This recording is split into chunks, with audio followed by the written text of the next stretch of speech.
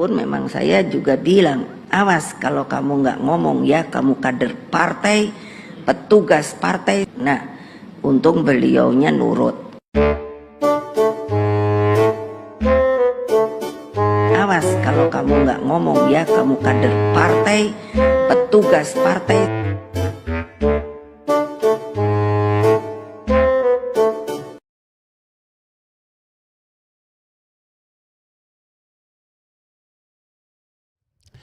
Assalamualaikum warahmatullahi wabarakatuh. Sobat RH sekalian, jumpa lagi kita di channel yang keren ini. Keren cadas. Ya sobat semua, kita akan bahas awas kalau kamu nggak ngomong petugas partai dan Ganjar nurut ya. Apa maksud saya membuat video ini? Untuk mengingatkan kita dengan cara berpikir ya. Cara berpikir menurut saya ya tidak tepat ketika seorang presiden dikatakan petugas partai. Kalau dibilang kader partai itu umum, tapi petugas partai itu artinya ada yang menugaskan. Jadi secara sadar dan sistematis, masif ya, terstruktur, Megawati menempatkan dirinya lebih tinggi daripada calon-calon presiden, bahkan presiden dari PDIP. Itu soalnya bagi bangsa kita, sobat era sekalian. Ya, karena kalau lebih tinggi seorang ketua umum partai, bagaimana rakyat Indonesia bisa berharap dari seorang presiden atau seorang calon presiden seperti itu? Itu first impression dari saya ya. Tapi coba kita bacakan berita dari Tribun News ini. Pilpres 2024, Megawati ingatkan Ganjar, awas kalau kamu nggak ngomong petugas partai. Tribunnews.com Jakarta, Ketua Umum PDI Perjuangan PDIP Megawati Soekarno Putri menyatakan figur yang ditunjuk sebagai calon presiden capres bukan hanya kepentingan partai semata. Benar. Akan tetapi dia mengklaim penunjukan capres untuk kemaslahatan Indonesia. Benar. Hal itu disampaikan Megawati dalam konferensi pers seusai menerima kunjungan Ketua Umum PAN Zulkifli Hasan dan pengurus PAN di kantor PDIP Jalan Diponegoro. Ini pas Jumat yang lalu ya. Jadi kalau saya milih orang itu bukan kepentingan PDI Perjuangan saja, tapi kemaslahatan pemerintahan Indonesia terus berjalan, kata Megawati. Hopefully begitu. Presiden RI kelima itu menyatakan pemilihan Ganjar sebagai capres juga diklaim bukan kepentingan partai. Akan tetapi dia tidak menampik Ganjar sempat diminta untuk mengakui sebagai petugas partai. Jadi kalau pilih Pak Ganjar itu bukan kepentingan partai. Meskipun saya bilang awas kalau kamu nggak ngomong ya, kamu kader partai, petugas partai jelasnya. Megawati pun mengaku senang Ganjar patuh untuk mengakui penunjukannya sebagai capres hanya sebagai petugas partai.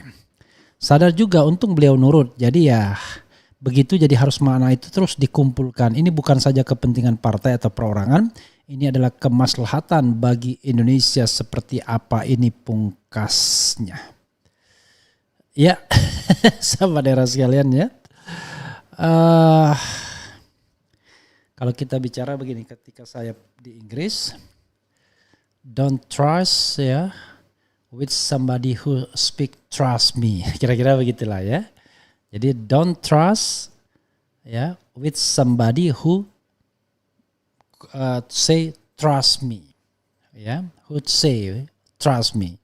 Jadi jangan percaya dengan seseorang yang mengatakan percayalah kepada saya. Maksudnya apa? Ya itulah. Kadang-kadang kita harus reading between the lines. Atau kita bicara panggung depan dan panggung belakangnya. Kenapa misalnya Megawati mengusulkan Ganjar Pranowo? Panggung depannya untuk kepentingan bangsa dan negara. Tapi panggung belakangnya salah satunya adalah ya karena elektabilitas Ganjar moncer. Menurut lembaga survei, sekali lagi menurut lembaga survei. Dan elektabilitas Puan Maharani tidak moncer. Karena kalau elektabilitas Puan Maharani moncer, walaupun misalnya kapasitas Ganjar lebih baik, ya Puan lah yang akan diajukan. Jadi as simple as that. Dan itu sah-sah saja dalam politik. Kenapa Nasdem misalnya mencalonkan Anies Baswedan? Ya tentu melihat peluang menang juga. Selain kualitas dan kapasitas. Kenapa Prabowo Subianto masih nekat dan semangat betul untuk maju? Karena dilihat peluang menang juga. Apalagi kalau dekat-dekat dengan Jokowi atau di-endorse oleh Jokowi. Jadi tidak ada yang aneh dalam politik itu. Orang bicara demi kemaslahatan bangsa, negara dan lain sebagainya. itu separuhnya agak bullshit, separuhnya ya. Tetapi yang paling utama adalah politik itu adalah bagaimana merebut kekuasaan, ya. Bagaimana kita merebut atau mendapatkan kekuasaan, ya, kapan dan dengan cara yang bagaimana. Begitu. Jadi bagaimana merebut kekuasaan, oleh siapa, dengan cara yang bagaimana. Nah, itulah politik. Sekarang kalau kita bicara politik elektoral, ya tentu semuanya pengen menang. Kalau boleh memilih, ya tentu Mega pengen mengusulkan Puan Maharani. Tapi kalau mengusulkan Puan Maharani, menurut hasil survei so easy katanya untuk dikalahkan. Karena itu dia tetap memajukan Ganjar Pranowo yang awal-awalnya banyak dinyek sendiri oleh kader partai kader partai PDIP, seperti misalnya yang dilakukan oleh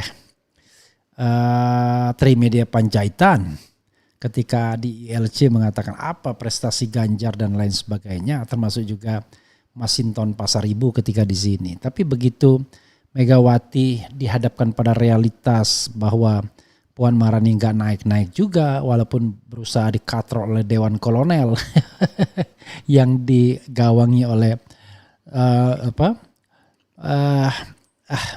mantan jubir KPK itu, Johan Budi, maka Megawati realistis kembali kepada Ganjar Pranowo sebagai calon presiden pilihannya untuk ditandingkan dengan calon-calon lainnya. Jadi ada perhitungan menang kalah, nggak mungkin dong hanya perhitungan yang lain saja.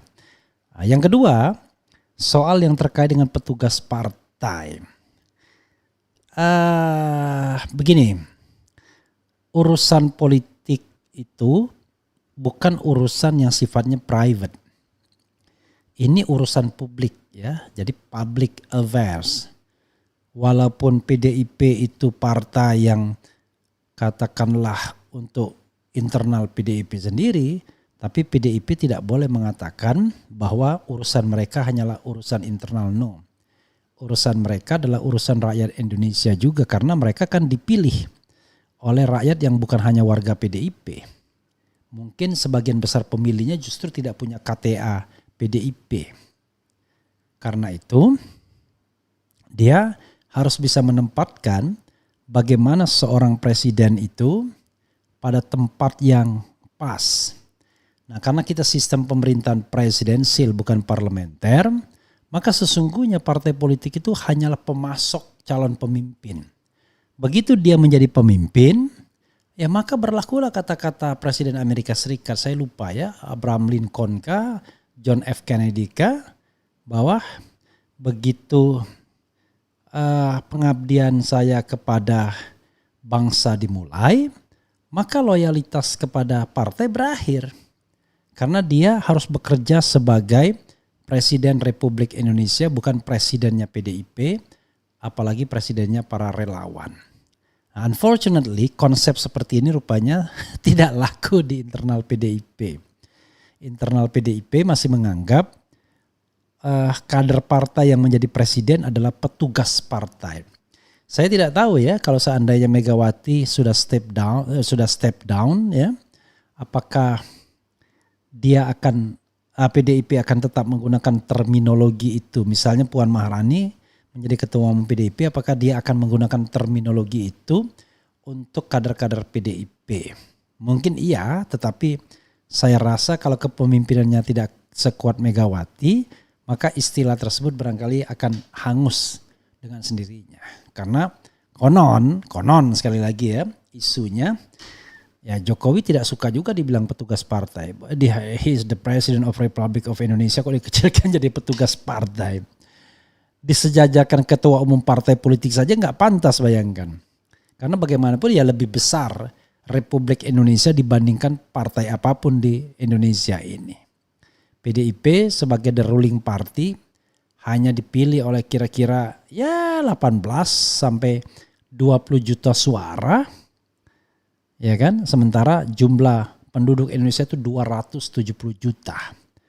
Dan mata pilihnya ya lebih dari 100 juta. Jadi sobat era sekalian, hanya sebagian kecil dari keseluruhan rakyat Indonesia yang memilih PDIP.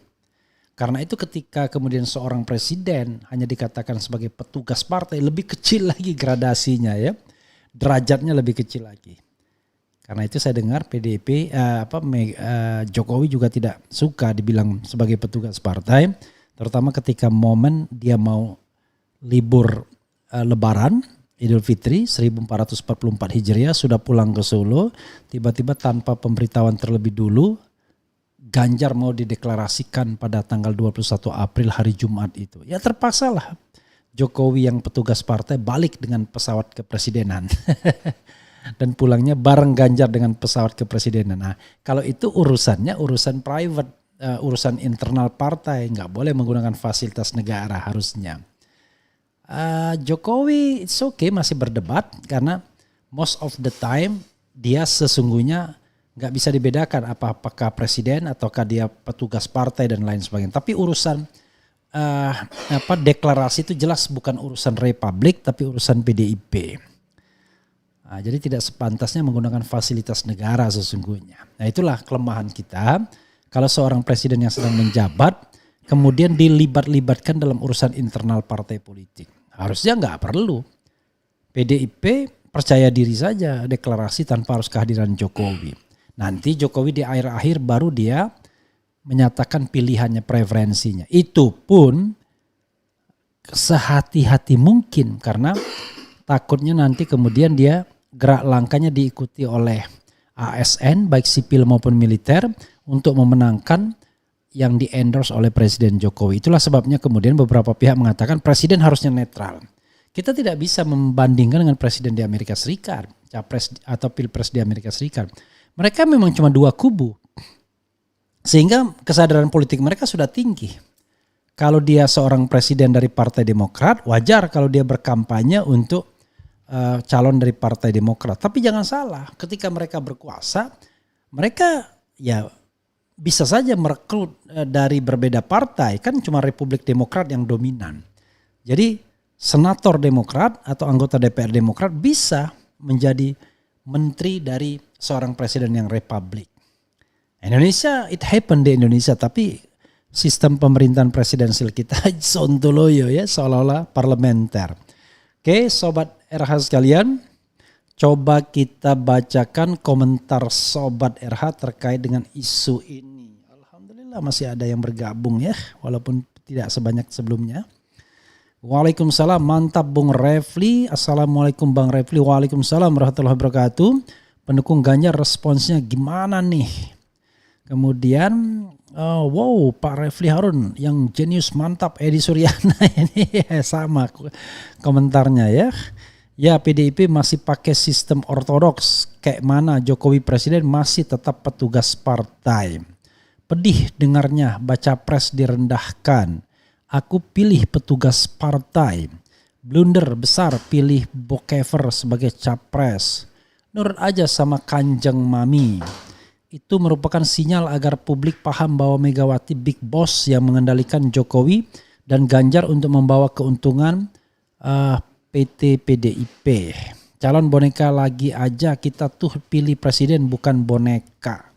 Assalamualaikum Bung RH, dari sini kita bisa lihat kualitas siapa-siapa yang pantas pimpin negeri ini. Sedih dan menyedihkan gak ada harga dirinya nih. Jangan harap kalian bisa curang lagi ya, cukuplah bro. Gitu ya. Harus ada sistem yang baik agar kecurangan tidak terjadi. PDIP harus didemokratisasi paksa dengan kudeta biar tidak jadi partai kerajaan mega. Apa gunanya ratusan anggota DPR kalau semua keputusan harus nurut mega seperti pengakuan Bambang Pacul buang-buang duit rakyat. Ya tidak bisa disalahkan Megawati juga karena itu adalah tradisi politik di Indonesia yang juga diikuti partai lain. You name it. Belum ada partai yang demokratis ya. Yang agak demokratis sedikit PKS lah. Minimal keputusannya oligarkis, tidak satu orang saja karena tidak ada orang yang memiliki PKS. Tapi partai lain it depends on the chairman. Itu masalahnya, the chairwoman ya. Oke. Kita punya Allah, nggak usah takut dan cemas Pak Anies, mereka zolim ada saatnya. Maksudnya apa ini? Seakan jabatan presiden tidak ada harganya. Sebagai mantan presiden kelima, Ibu Megawati harusnya mengerti ketika seseorang sudah menjadi presiden itu adalah pengemban amanah rakyat. Ya gitu ya. Jadi tidak bisa lagi dikecilkan hanya sebagai seorang petugas partai. Karena kalau dia sudah jadi presiden, urusannya bukan lagi dengan internal PDIP. Dia tidak dipilih oleh PDIP, dicalonkan PDIP iya. Itu pun PDIP tidak bisa nyalon sendiri kemarin itu. Harus bergandeng bersama-sama dengan partai. Mungkin sampai ya, tapi yang jelas dia mencalonkan dengan partai lain bersama-sama. Sehingga ketika dia terpilih, yang membuat dia terpilih bukan lagi partai tersebut, tapi rakyat Indonesia, pemilih yang membuat dia pemilih. Gak tahu juga kalau yang membuat dia terpilih KPU itu soal lain, itu soal kecurangan. Tapi theoretically ya, on the paper yang memilih adalah rakyat Indonesia. Karena itu urusannya sudah kepada rakyat Indonesia. Jadi kalau kita bicara hubungan hukum ya, hubungan hukumnya adalah dengan partai politik ketika kandidasi pencalonan untuk memenuhi 20% kursi.